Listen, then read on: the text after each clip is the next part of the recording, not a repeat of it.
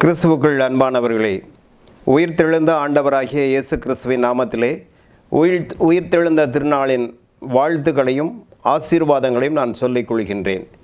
இந்த நாளிலே காணொலி வழியாக உங்களை சந்திப்பதில் மிகுந்த மனமகிழ்ச்சி அடைகிறேன். ஆண்டவராகிய இயேசு கிறிஸ்து உயிர்த்தெழுந்தார். ஆகவே இந்த உயிர்த்தெழுந்த திருநாளை இந்த நாளிலே நாம் கொண்டாடி கொண்டிருக்கிறோம். ஈஸ்டர் பண்டிகையிலே நாம் ஈடுபட்டு கொண்டிருக்கிறோம். மரித்த இயேசு உயிர்த்தார். அவர் சொன்னபடியே உயிர்த்தெழுந்தார். அவர் இங்கு இல்லை.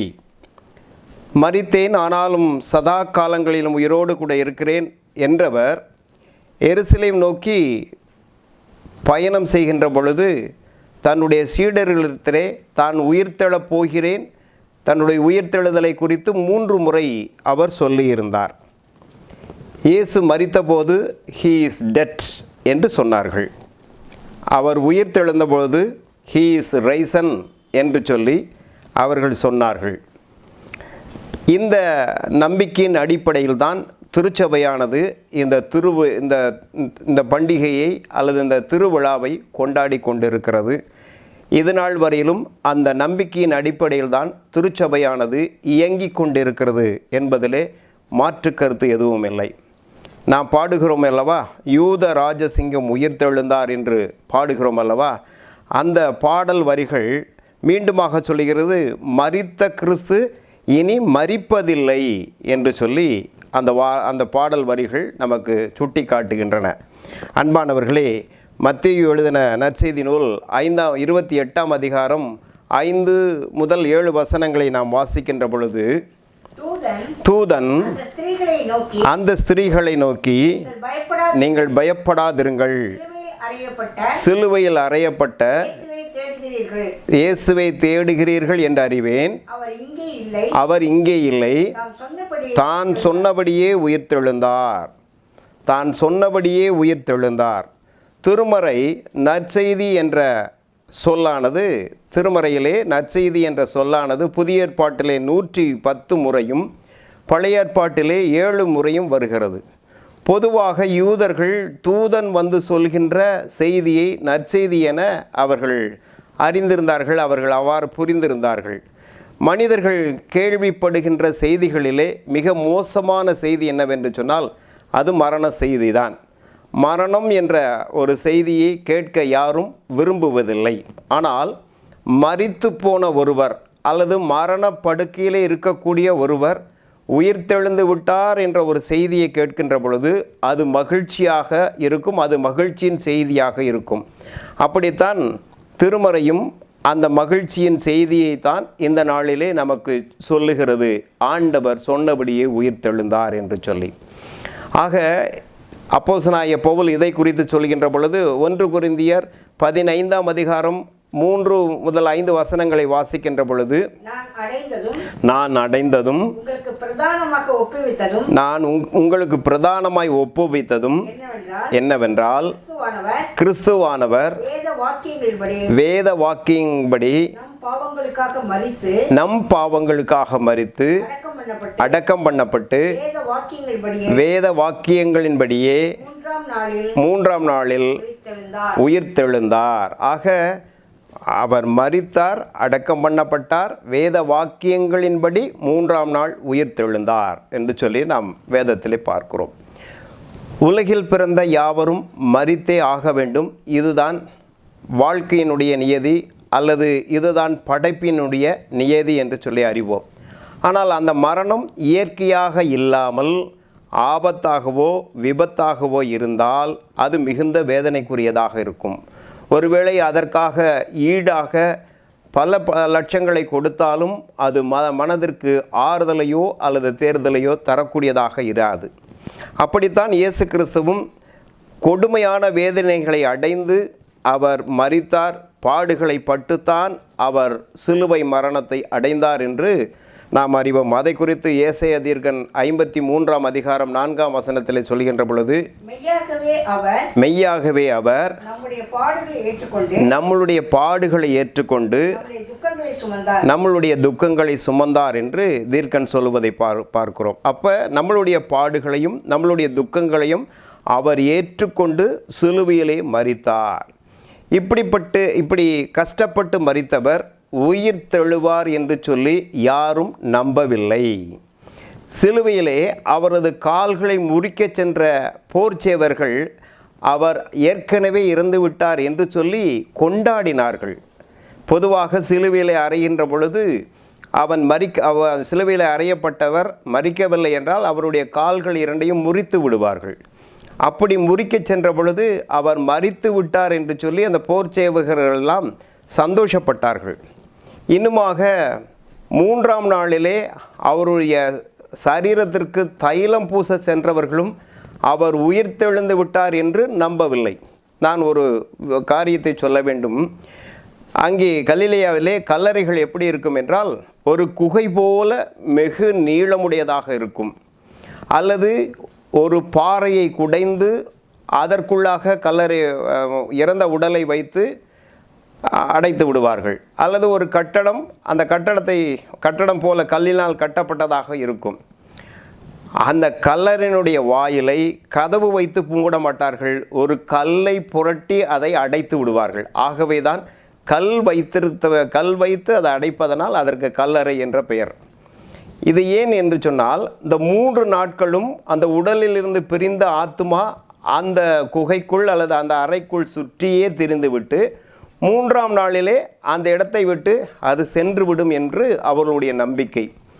அதனால தான் 3 நாட்கள் கழித்து அவருடைய சரீரத்திற்கு, அவருடைய சடலத்திற்கு தைலம் பூசுவதற்காக சகோதரிகள், பெண்கள் சென்றார்கள் என்று நாம் வேதத்திலே பார்க்கிறோம். அன்பானவர்களே, ஆண்டவர் உயிர்த்தெழுந்தாரா என்ற ஒரு கேள்வியை கேட்டு அதற்கு அவர்களே என்ன பதில் சொல்கிறார் என்றால், சீடர்களுடைய மனதிலே அவர் உயிர்த்தெழுந்திருப்பார் என்று சொல்லி அவர்கள் ஆறுதல் அடைந்து கொள்கிறார்கள். ஆனால் உலக வரலாற்றிலே இயேசு கிறிஸ்துனுடைய கல்லறை மாத்திரம்தான் திறந்த வண்ணமாக இருக்கிறது. அவரை வைத்து கல்லறையின் மீது போடப்பட்டிருந்த அடைக்கப்பட்டிருந்த கல்லானது புரட்டப்பட்டு கிடந்தது. ஆகவே அவருடைய கல்லறை இன்றளவும் திறந்த வண்ணமாகவே இருக்கிறது என்பது வரலாற்று உண்மை. அதையும் ஏற்க மறுக்கிறார்கள். இப்படிப்பட்ட சூழ்நிலையில்தான் இயேசு உயிர்த்தெழுந்தார் என்பது மிகப்பெரிய ஒரு நற்செய்தியாக நாம் கொண்டாடி கொண்டு இருக்கிறோம். எனவே உயிர்த்தெழுதல் நம்மளுடைய வாழ்விலே 3 விதமான மாற்றங்களை வைக்கின்றது. முதலாவது மாற்றம் நிலை மாற்றம், 2வது இடமாற்றம், 3வது உடல் மாற்றம். நாம் முதலாவது நிலை மாற்றத்திற்கு வருவோம். மத்தேயு 28:6 வசனத்தை வாசிக்கிற பொழுது, அவர் இங்கே இல்லை, தாம் சொன்னபடியே உயிர்த்தெழுந்தார். மரணம் அடைந்தவர்களுடைய நிலை என்னவென்று நாம் பார்க்கின்ற பொழுது அது தனிமையான ஒரு நிலை. மரணம் அடைந்தவர்கள் தனிமைப்படுத்தப்பட்ட ஒரு நிலை. அவர்களை சுற்றிலும் உற்றார்களோ உறவினர்களோ இருப்பது கிடையாது. அவர்கள் தனிமைப்படுத்தப்படுவார்கள். நீண்ட நெடும் தூக்கம் போல அவர்கள் உறங்கிக் கொண்டிருக்கக்கூடிய நிலையிலேயே கிடப்பார்கள். மரணத்திற்கு பின் தனிமைதான் அந்த நிலையை ஒரு இயக்கமின்றி கிடக்கக்கூடிய ஒரு நிலை. ஆனால் இயேசு கிறிஸ்து அப்படிப்பட்ட மரணத்திலே, அப்படிப்பட்ட தூக்கத்திலே அவர் இருக்க விரும்பவில்லை. அவர் உறங்குவதுமில்லை, தூங்குவதுமில்லை என்ற வார்த்தையின்படி அந்த மரண குழிக்குள் அல்லது அந்த கல்லறைக்குள் அவர் நித்திரை அடைந்து கொண்டே இருக்க விரும்பாமல் விழித்து எழுந்து உயிர்த்தெழுந்து நித்திய வாழ்விலே, பரலோக வாழ்விலே அவர் பங்கடைந்தார் என்று நாம் அறிகிறோம். தேவதூதன் என்ன சொன்னான்? அவர் இங்கே இல்லை, அவர் சொன்னபடியே உயிர்த்தெழுந்தார். இந்த வார்த்தையினுடைய பொருளை நாம் புரிந்து கொள்ள வேண்டுமானால், அவரால் இங்கே இந்த கல்லறைக்குள் இருக்க முடியவில்லை. ஒருபோதும் உறங்காத அவர் மரணம் என்னும் நித்திரையில் தூங்கிக் கொண்டே அவரால் இருக்க முடியவில்லை. தனிமை என்னும் இளைப்பாறுதல், அந்த நிலையிலிருந்து நித்திய ஜீவனுள்ளோர் வாழ்கின்ற அந்த தேசத்திலே, பரலோக வாழ்விலே தன்னை இணைத்து கொள்வதுதான் உயிர்த்தெழுதல் என்று அவர் உயிர்த்தெழுந்தார். அன்பானவர்களே, நித்திய மரணத்திலிருந்து நித்திய ஜீவனை பெற்றுக்கொள்ளும் நிலைதான் உயிர்த்தெழுதல். பாவத்திலிருந்து பரிசுத்தத்திற்கு மாற்றக்கூடிய நிலைதான் உயிர்த்தெழுதல். பயத்திலிருந்து நம்பிக்கைக்கு மாற்றக்கூடிய நிலைதான் உயிர்த்தெழுதல். சாபத்திலிருந்து விடுதலைக்கு மாற்றப்படுகிற நிலைதான் உயிர்த்தெழுதல். இப்படியாக சாத்தானின் அடிமைத்தனத்திலிருந்து இயேசுவின் சுதந்திரவாளியாக மாற்றப்படுவதுதான் உயிர்த்தெழுதல். இதை அறிந்த அப்போஸ்தலனாகிய பவுல், இந்த உலகத்தில் நீங்கள் வாழ்கின்ற பொழுதே இப்படிப்பட்ட மாற்ற நிலைகளை நீங்கள் அனுபவிக்க முடியும் என்று சொல்லி அங்கே கொலோசியர் மக்களுக்கு அவர் சொல்வதை நாம் பார்க்கிறோம். கொலோசியர் 3ஆம் அதிகாரம் 1 மற்றும் 2ஆம் வசனங்களை வாசிக்கிற பொழுது, நீங்கள் கிறிஸ்துவுடன் கூட எழுந்தது உண்டானால் கிறிஸ்து தேவனுடைய வலது பார்சத்தில் வீற்றிருக்கும் இடத்தில் உள்ள மேலானவைகளை தேடுங்கள். பூமியில் உள்ளவைகள் அல்ல, மேலானவைகளை நாடுங்கள். அப்போ கடவுளுடைய பிள்ளைகளாக நாம் வாழ வேண்டுமானால் நாம் மரித்து உயிர்த்தெழுந்ததுக்கு பின்பாக அப்படிப்பட்டவற்றை அனுபவிக்க வேண்டும் என்பதல்ல. நாம் இந்த பூலோகத்தில் வாழ்கின்ற பொழுதே மேலானவற்றை நாடி வாழ வேண்டும் என்று சொல்லி அப்போஸ்தலனாகிய பவுல் சொல்வதை பார்க்கிறோம். ஆக ஒரு நிலை மாற்றம், நாம் இருக்கின்ற நிலையிலிருந்து அமைதியற்ற அல்லது மரண படுக்கையிலிருந்து மாற்றம் அடைந்து நாம் ஜீவனுள்ளோர் தேசத்திலே சேர்க்கப்படுகின்ற ஒரு நிலை, அந்த நிலைதான் உயிர்த்தெழுதல். அது நமக்கு மகிழ்ச்சியை தரக்கூடியதாக இருக்கிறது. இரண்டாவது நாம் பார்ப்போம் ஏனால் இடமாற்றம். மத்தேயு 28ஆம் அதிகாரம் 6 மற்றும் 7ஆம் வசனத்தை வாசிக்கிற பொழுது, கர்த்தரை வைத்த இடத்தை வந்து பாருங்கள், அவர் இங்கே இல்லை, அவர் சொன்னபடியே உயிர்த்தெழுந்தார், உயிர்த்தெழுந்து அவர் கலிலேயாவுக்கு போகிறார் என்று அந்த வேத வாசனம் சொல்லுகிறது. அவரை அங்கே காண்பீர்கள்.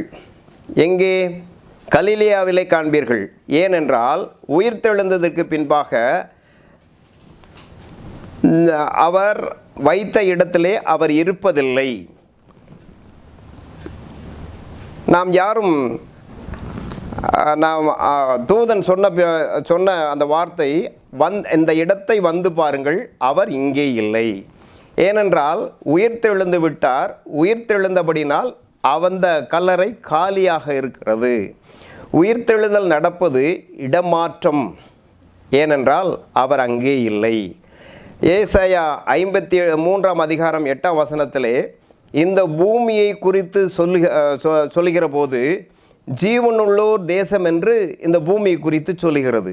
அப்படியானால் ஜீவனுள்ளோர் தேசமாகிய இந்த பூமியிலிருந்து பரலோகமாகிய நித்திய ஜீவனுள்ளோர் தேசத்திற்கு செல்லப்போகிறோம் என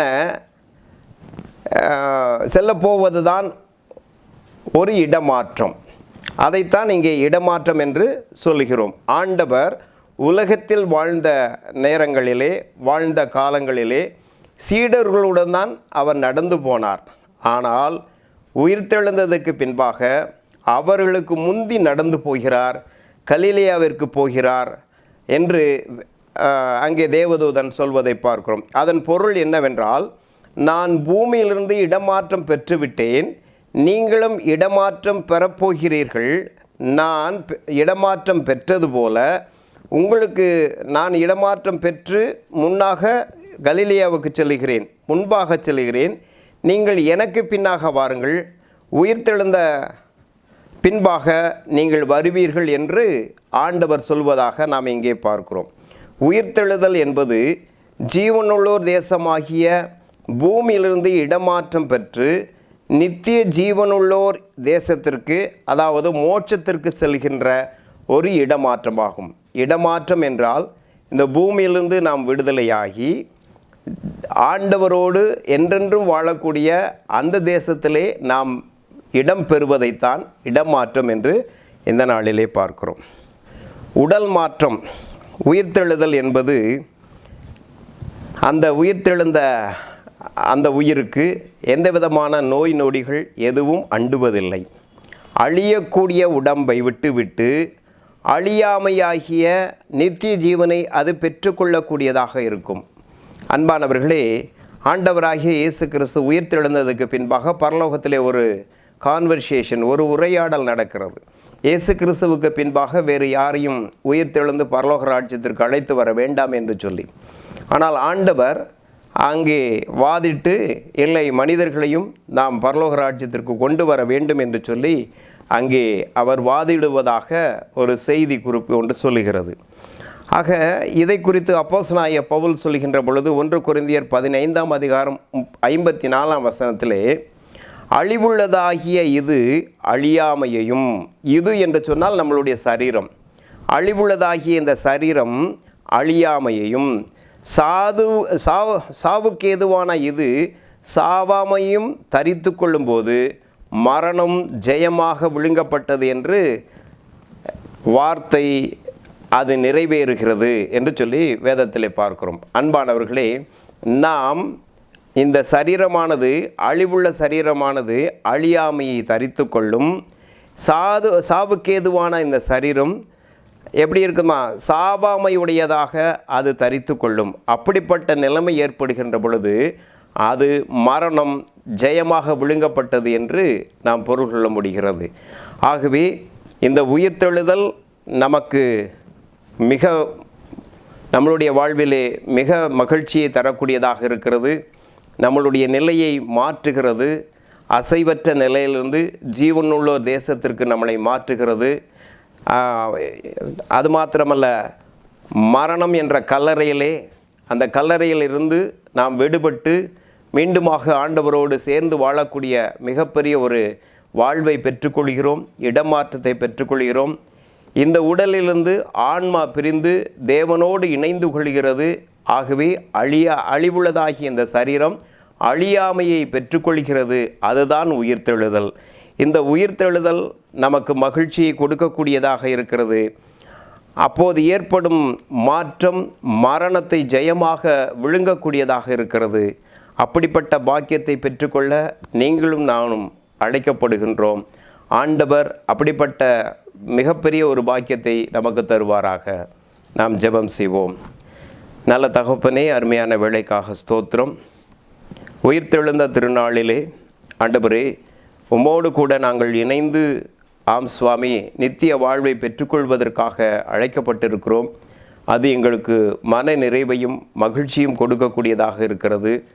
எங்களுடைய வாழ்விலே உயிர்த்தெழுதல் என்பது நிலை மாற்றத்தையும் இடமாற்றத்தையும் உடல் மாற்றத்தையும் எங்களுக்கு தரக்கூடியதாக இருக்கிறது.